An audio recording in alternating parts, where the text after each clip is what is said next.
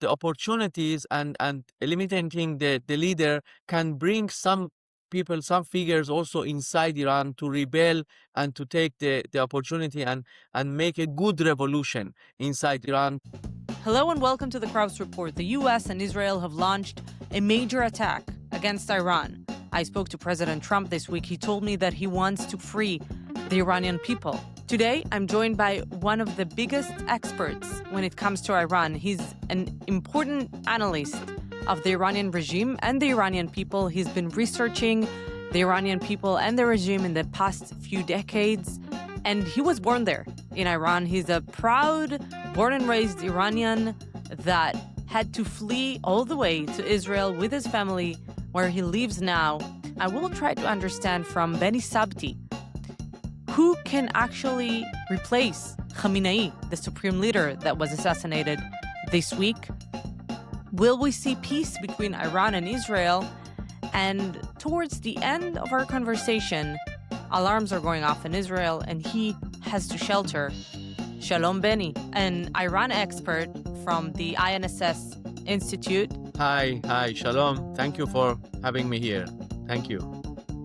First of all, tell me a bit about the past 2 days for you. You're a proud, born and raised Iranian. You made an aliyah to Israel. You actually had to run away from Iran when you were very young as a child, and you ran with your family to Israel. And you love Iran, but you love the people and not the regime. So tell me about your thoughts and feelings today. And I'd like to talk to you. I have so many questions for you. First of all, who's gonna replace Khamenei? Is there any chance for another regime? What do you think the U.S. should do now? But let's start with your own thoughts and feelings. Yes, it's almost 48 hours now since the beginning of the war. All the signs were there. The days got also before that. So I'm not sleeping for a few days, and I actually last night didn't remember which day it was. So really, I don't know today also. And we are kind of robots, but yes, we are robots to free Iran and also to free Israel, because if they are free from this regime, as you know, for example, last night in Israel time, Hezbollah also began to attack Israel.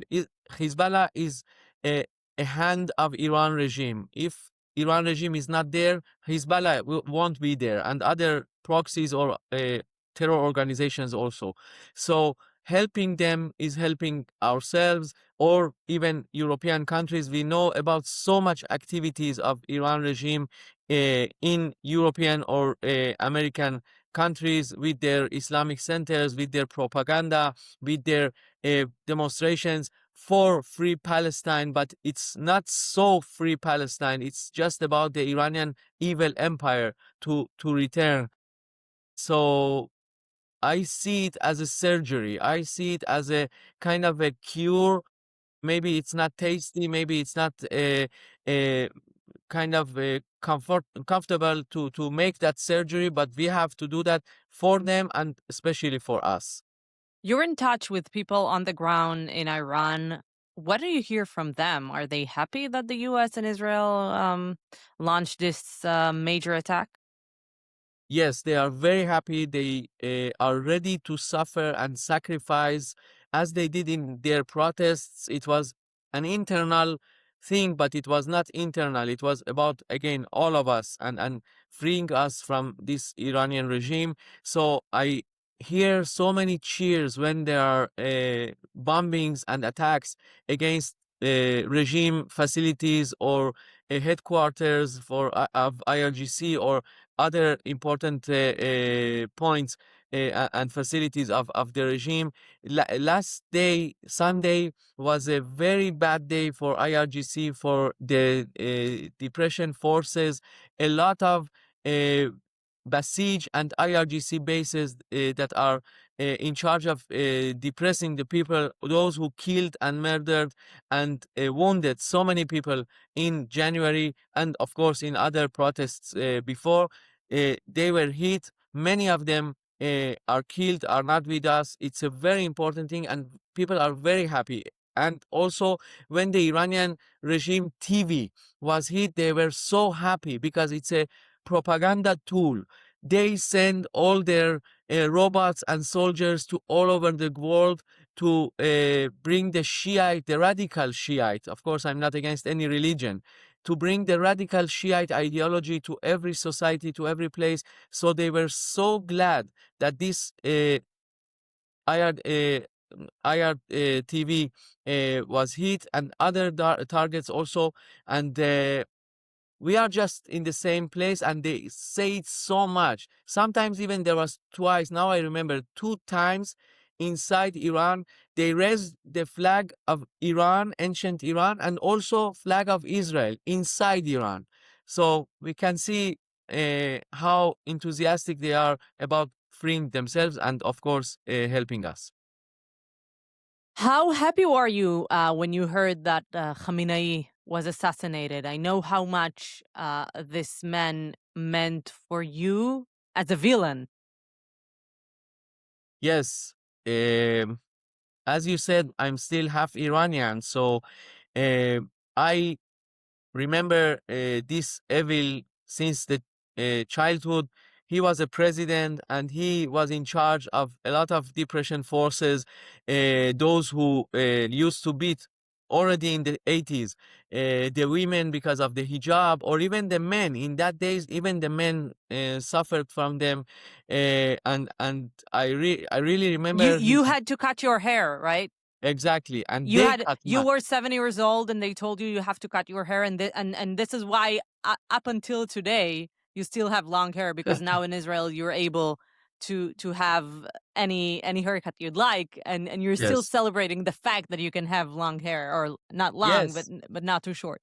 Exactly, a sign of freedom. I was a child, just a child, and then they forced me to cut my hair. Even one of them, suddenly, these IRGC guys, by the order of this Khamenei, this evil, because he was so close to IRGC and so loved the depression. He was a poor guy, from inside. He didn't develop to understand prosperity, to understand. Look what he looked like. Even he was poor from inside and from outside.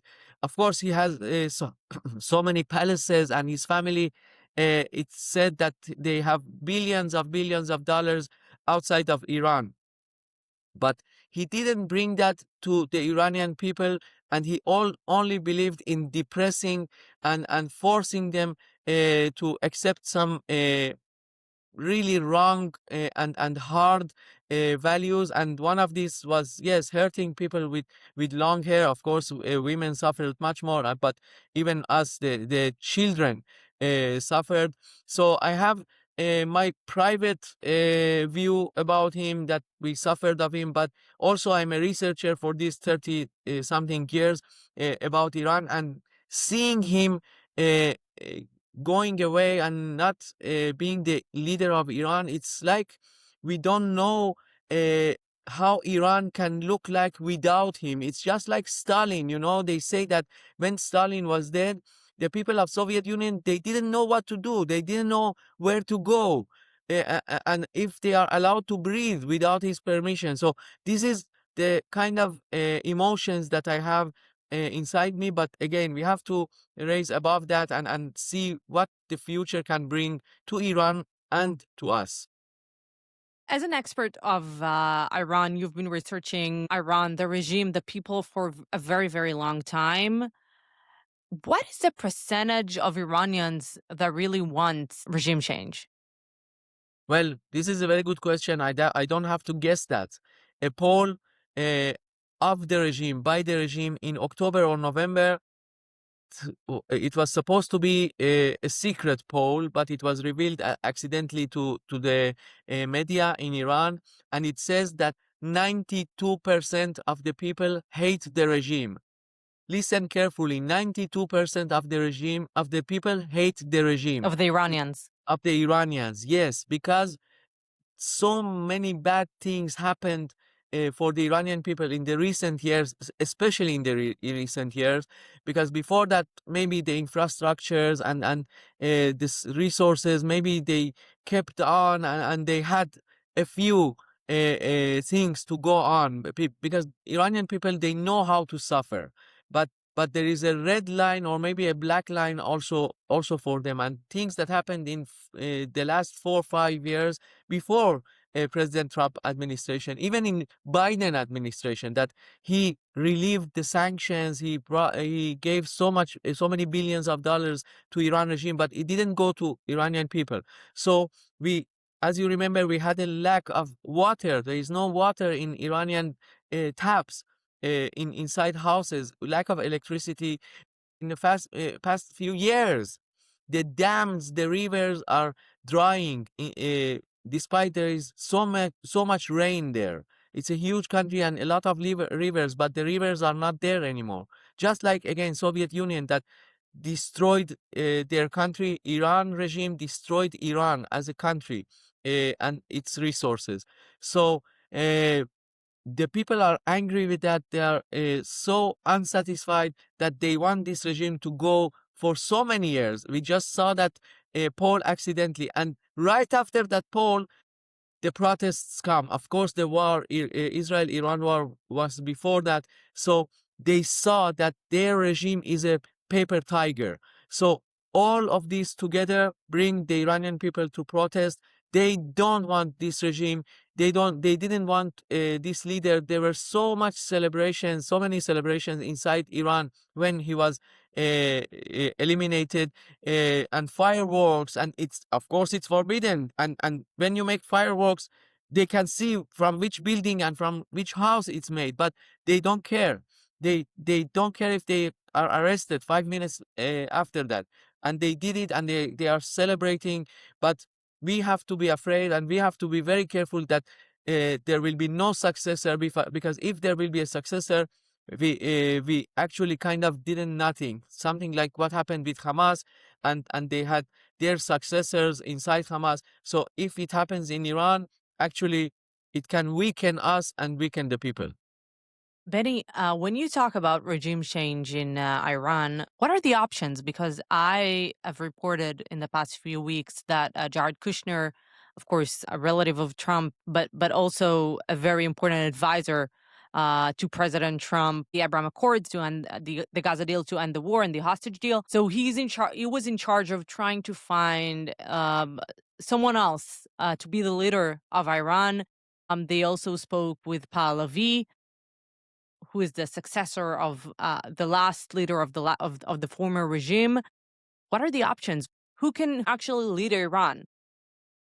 Yes, so there are a few options. They are more theoretic. We have to say that there is no leader of opposition inside Iran, but the opportunities and eliminating the leader can bring some people, some figures also inside Iran to rebel and to take the opportunity and make a good revolution inside Iran. But if you began with Pahlavi, let's talk about him. He is loved inside Iran. His name was the only name that was shouted in the protests, and still we hear the Iranians that love him, and they raise the royal flag or the ancient flag of Iran because of him. They want him back. It's a very funny thing that after 50 years they understand that mistake of the Islamic Revolution, and they want to bring back the royalty. So this is one option. The problem is that he doesn't have an organized system inside Iran. It's not like 78, 79 when Khomeini had his system with the mosques, with the soldiers, in the religion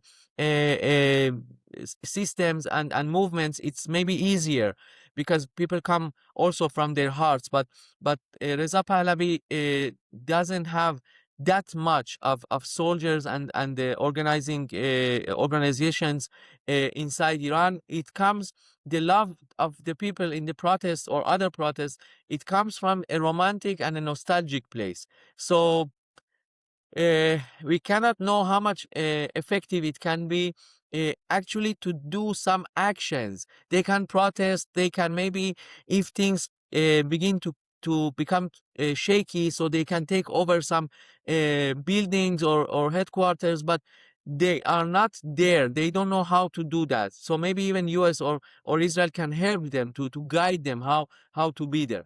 But inside Iran, maybe there are some options. We don't see them yet, but it can happen even if in a few days if things become so hard for the Iranian regime. And as I said, only in 2 days we are attacking so much the bases of the regime that it's the Basij, the depression forces of IRGC and IRGC bases and headquarters and generals, everything. So the regime, yes, really becomes shaky. So there can be, for example, a coup by some generals, even from inside IRGC. Some of them can take the opportunity and think, okay, we have to save ourselves. We don't want to be assassinated. We have heard President Trump himself. He said that they're getting phone calls and messages and from people in Iran, senior officials in Iran, that want to sort of join this operation to take the regime down. And I guess some of those people are the ones that you're talking about right now. Exactly, exactly. We don't know the names. It's a very good thing if US has some cooperation from these high-ranked figures inside Iran. And as I said, when things can be shaky, so everyone wants to preserve his interest, his life, his family. Of course, it's very funny. Some of them are cursing US and Israel inside Iran, and they are generals or officers of IRGC, but their sons and daughters are living in US, in Canada, in Europe. They are studying there or having businesses already. And they bypass the sanctions for Iran regime or many other forbidden things. So it's a very funny thing. But when things become shaky for them, also the father can betray the regime, maybe with his friend, take over, just like what happened in the end of Soviet Union. It can be a very quick thing because they are inside and they have the powers to do that. There can be something like that. It can happen also in a bad version to make the regime more radical. We don't see that coming because they are now chasing for a leader to post a leader inside Iran, but also it can go to a radical place. So we have to be careful with that. There are also some political figures in Iran, for example, former President Rouhani, that they are a little bit more moderate. They can live with a few years of uh, kind of putting the hostility against US and Israel aside. He was the one, as you remember, who signed the JCPOA. Also in 2003, he was in charge of making that compromise about the nuclear issue, put I all the remember when he was elected, that everyone spoke about a new Iran, which of course he was a bit more flexible than the ones we saw, before and after him, but he was not a peacemaker. uh, he can do that. It's funny that you mentioned the word flexible. You know, his doctorship from Glasgow, England, is named uh, the flexibility in Shiite. So I think he's a pragmatic. He knows when to do compromises. Maybe we can ignore, like Julani in Syria. We cannot fix and re-educate those guys, but maybe he can bring peace to this area for a few years. It can happen. And also, he had many years ago, he had contacts with even Israelis. You know about Iran Gate? Those years in 84, 85 that US and Israel sold weapons and ammunition to Iran regime to fight Iraq because they wanted to free some hostages in Lebanon. And Rouhani was the guy from the Iranian side. And Shimon Peres was involved from the Israeli side and the American side, of course, they had their, but he knows when things are bad and come and do things.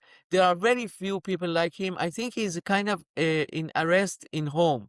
And also we have Mousavi from 2009, the head of the protests in 2009, who was not elected. And there's an amazing thing that happened in the first day when the planes came to eliminate the leader. Mousavi lives about 500 meters from the house and office of the leader. That office was destroyed totally. But Mousavi and his wife are in arrest in their home for about 14 years or 15 years. They were not hit. They are alive. I think US wants to sign the Iranians that we know that you are the kind of opposition. We can accept you. And this can also happen, a coalition of some a little bit more moderate or those who hate this regime. You know, in Iran, sometimes it's about who hates who. So if yes, if we can join the enemy of the regime and two enemies of the regime can join hands together, so maybe it can be a transition period and we can live with that for 2 3 years. Yeah. But you know, it's so early to talk also about all these things because it's only 2 days of this war. We have to wait and see what situation can be there. Benny, what I hear is that the people of Iran are basically just thanking Trump today. They're saying, "Thank you, President Trump, for coming and save us, and for accomplishing what you said you would do. Help is on the way. You made that happen." Yes, they admire him, they cherish him, they see him as a powerful president, especially after a Biden administration. I don't want to go in the American politics, but when they saw the weakness of that administration and relieving the sanctions and giving many benefits to Iran regime and nothing comes to them, and Biden. suddenly they see a president that even after 47 years, you know, after 47 years, that tweet that told them go make protests and we will help you. President Trump.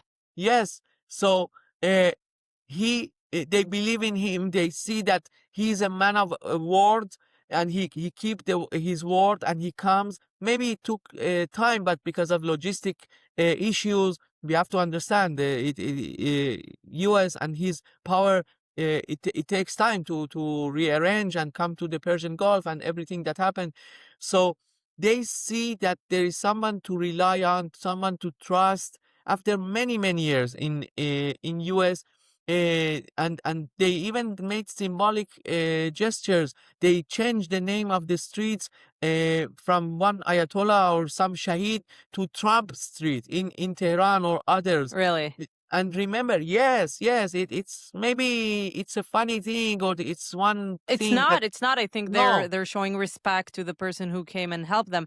By the way, Exactly. I spoke When to. remember that 92% that hate the regime. So I can say for sure that 92% of the Iranian people love President Trump and also love Israel. So this is the alliance, I think. Are they also thanking Israel? Do they get to feel, you know, do they get to understand how much Israel cares about the people of Iran? Yes, of course. You know, I was also a founder of IDF spokesperson in Persian.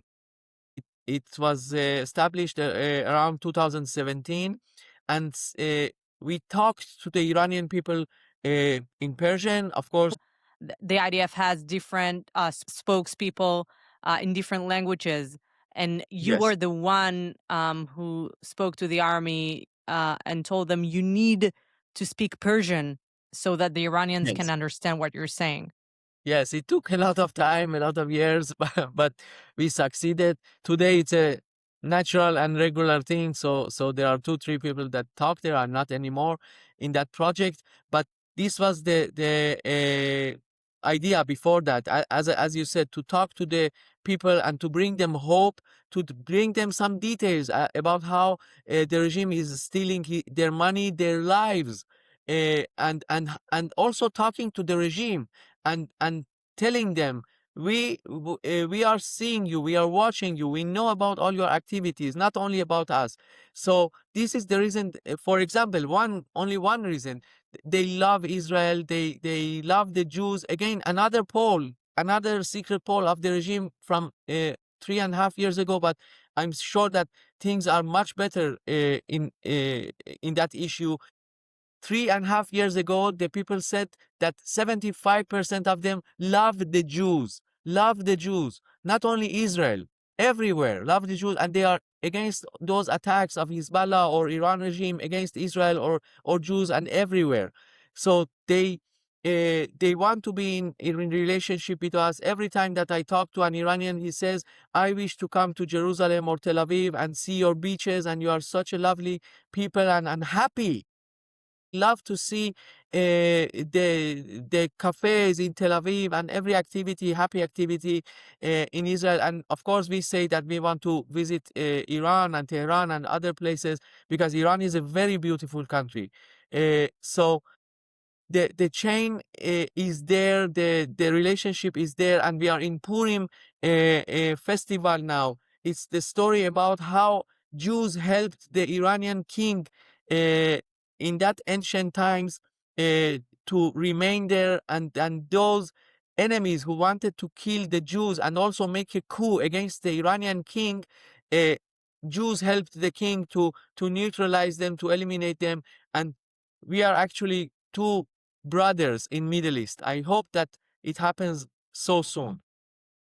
Benny, if you have to choose one place to visit Iran, if there is a regime change and you can go back to Iran for the first time since you were 7 years old, what would be that place? So I wish I can visit the northern parts of Tehran.